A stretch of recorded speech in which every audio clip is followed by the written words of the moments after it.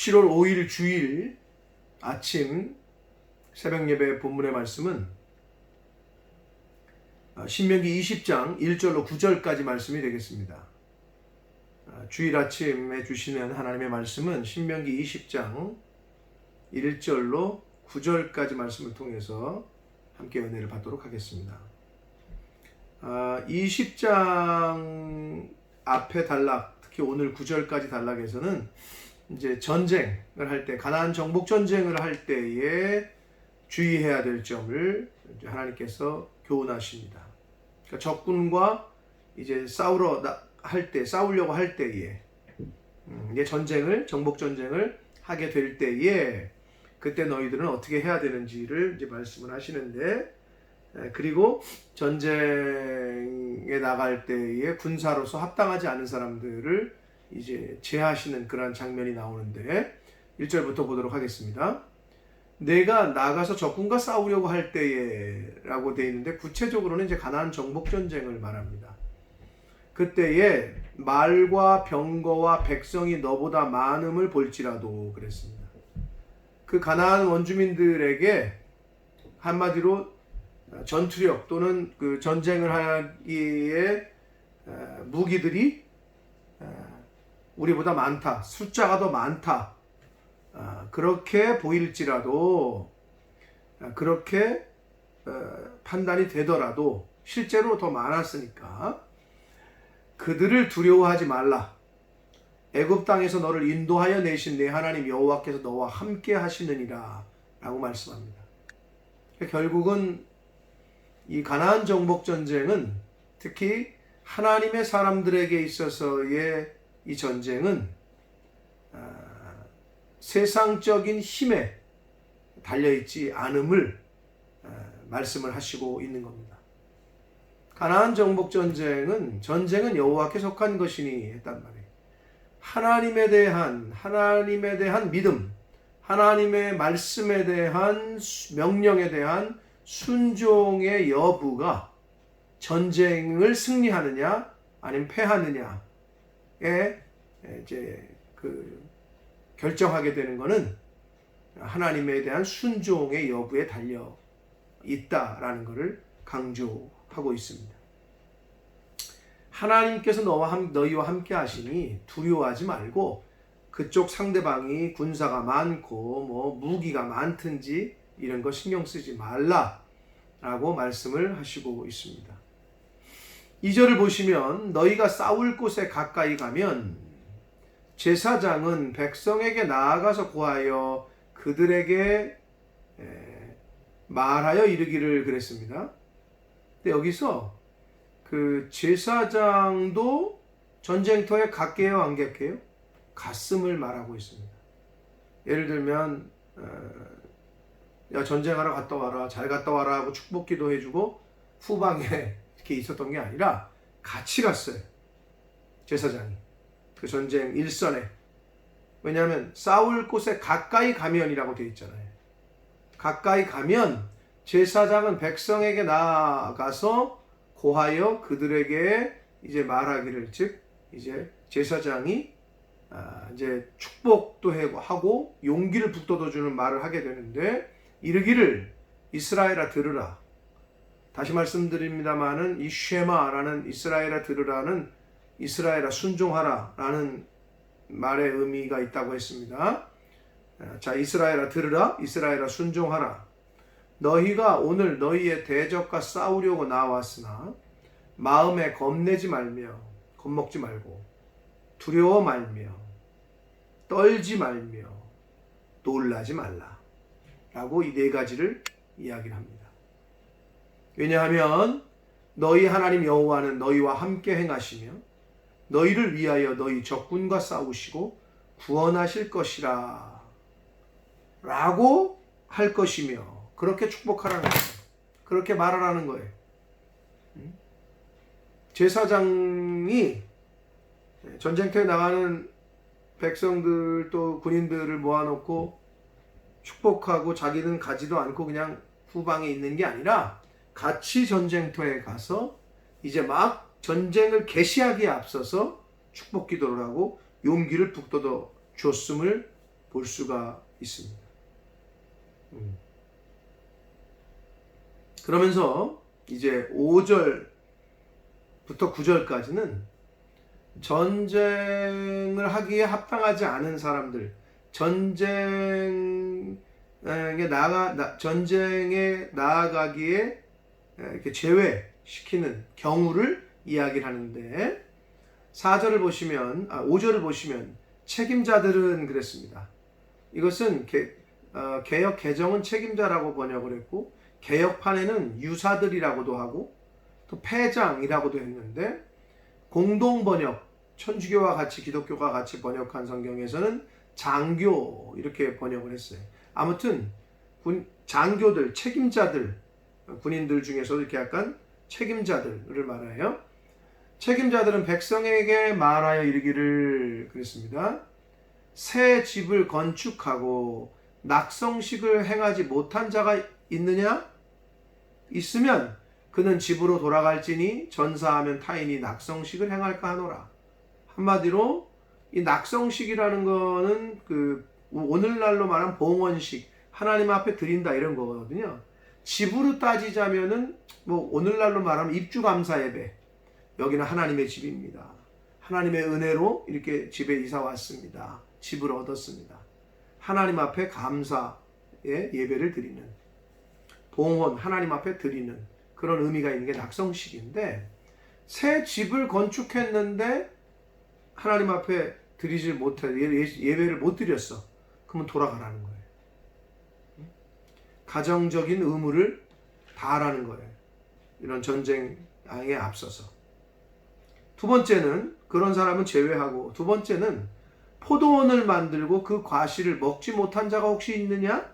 첫 번째 과실을 그러니까 열심히 농사는 졌는데 첫 수확을 거두지 못한 자가 있느냐?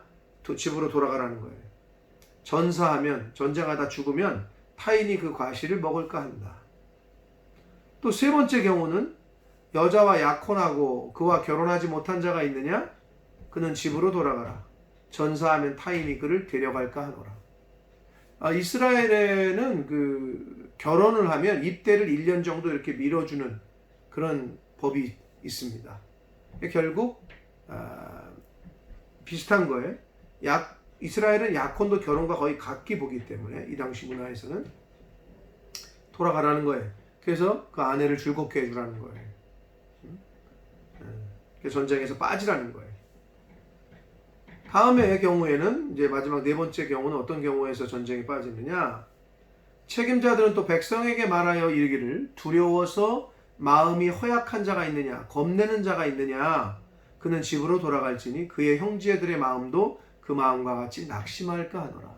여러분, 전쟁하려고 하는데 옆에 있는 동료가, 전우가 나 무서워 죽겠어, 가뜩이나 무서운데 여기서 무섭다 그러고, 야 우리 죽으면 어떡하지, 막 이런 부정적인 얘기를 하면 이게 이렇게 퍼진단 말이에요.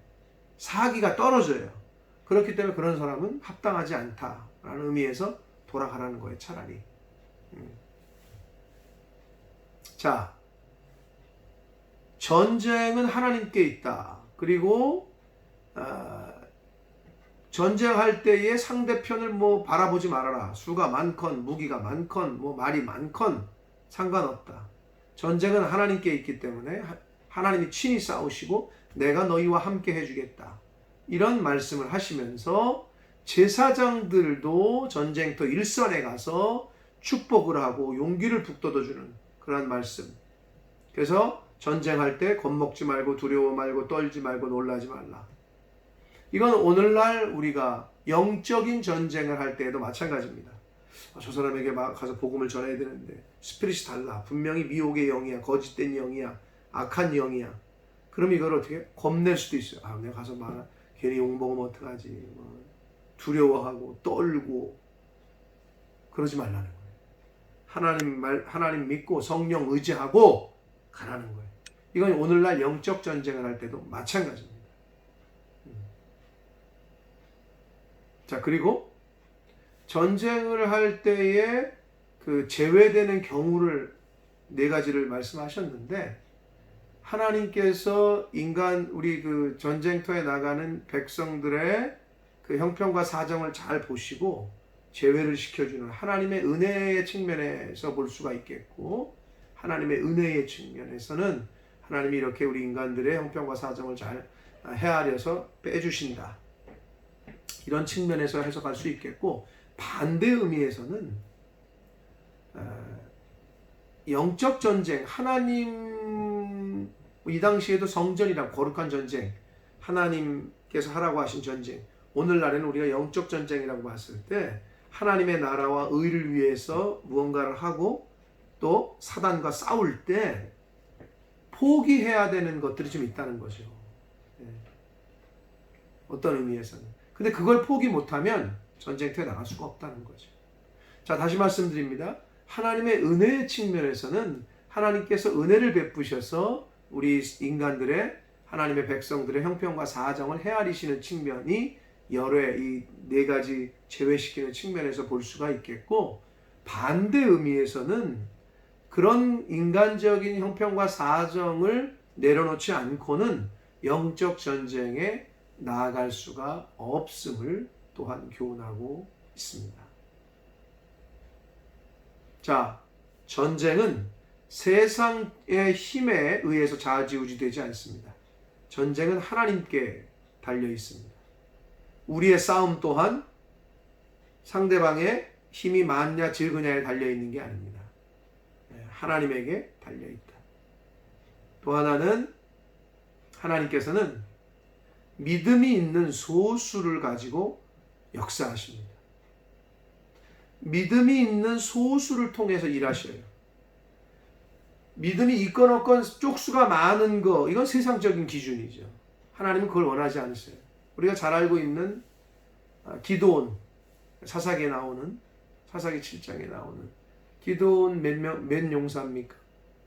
수만 명이 있었어요. 근데 다 가르고 구별해서 300명만 하나님이 딱 세우셨어요. 그러니까 처음에는 어리둥절했단 말이에요. 기드온도.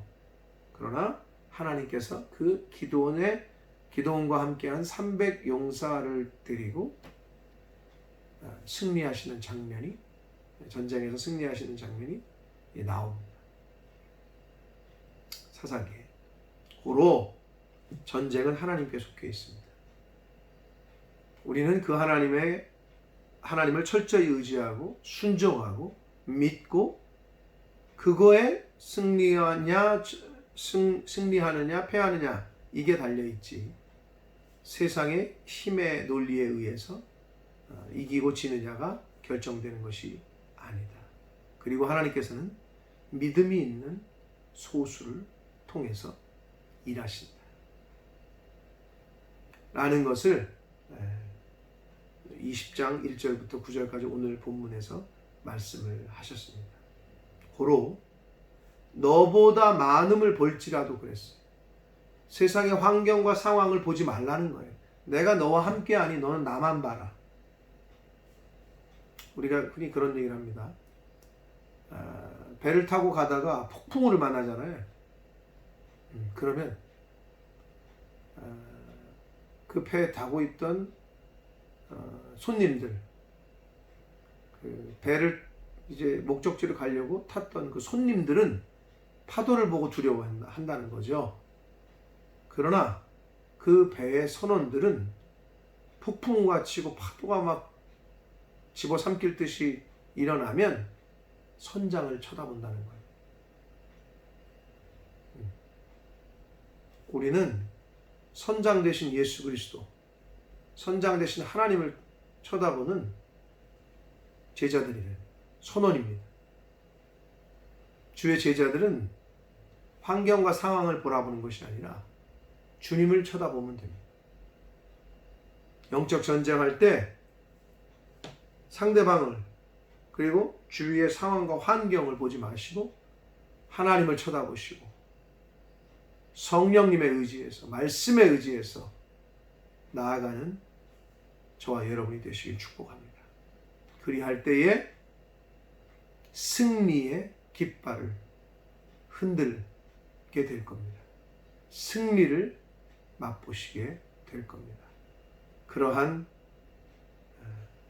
하나님의 자녀, 주의 군사들 다 되시기를 예수 그리스도 이름으로 축복합니다. 기도하겠습니다. 살아계신 하나님 아버지, 하나님의 은혜로 오늘 주일을 허락하시고 이 아침에 또 말씀을 전하고 들음으로 은혜를 주시니 감사합니다. 이스라엘 백성들에게 가나안 전쟁을, 정복 전쟁을 하기에 앞서 말씀하시기를 그 가나안 족속들의 상대방의 사람의 많고 적음, 많음, 병사와 또 말과 무기가 많음을 쳐다보지 말고 오직 내가 너희와 함께 할 테니 너희는 나만 봐라. 아버지 이렇게 교훈하셨습니다.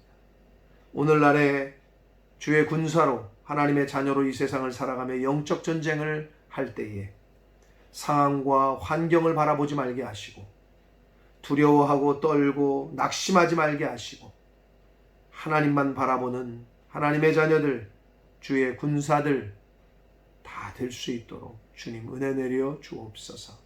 아버지, 하나님께서는 믿음이 없는 다수가 아니라 믿음이 있는 소수와 함께 일하신다는 것을 깨닫게 하시고 영적인 기드온 용사 300명처럼 그 구별되고 성별된 300명 안에 들어가는 저희들의 모습이 삶이 되도록 주여 은혜 내려 주옵소서. 아버지, 하나님만 쳐다보고 하나님만 바라보고 말씀에 순종하여 승리하는 이 땅에서의 삶을 살게 하여 주옵소서. 예수 그리스도 이름으로 축복하며 기도 올리옵나이다. 아멘.